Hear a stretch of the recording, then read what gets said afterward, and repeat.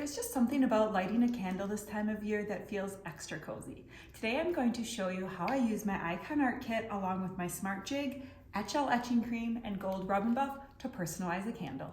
So the first thing to do, of course, is remove the label that came on the candle, and I just used some Glue Gun for that so I have a nice clean surface. And then I'm going to make my stencil, so I just printed my design, exposed my stencil, and then washed it out.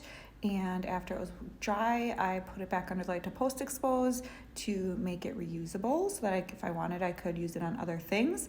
And now I'm ready to use my stencil, so I'm just going to remove it from the clear backer and add it to my candle. I did wipe down the glass with a little bit of rubbing alcohol first just to remove any extra residue. And then I'm just going to add my etching cream in a nice even layer. I use my squeegee to just pull it through all of the mesh openings to make sure I get it on there evenly. And then I'm going to let this sit for 15 minutes. So while that sits, I'm just going to add some trees to the top of my lid with some hot glue.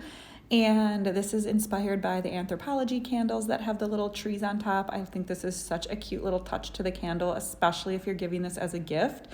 And then I just removed my stencil, rinsed off my excess cream, and added my Rub and Buff. And the Rub and Buff only sticks to the areas that were etched. So this turned out so cute.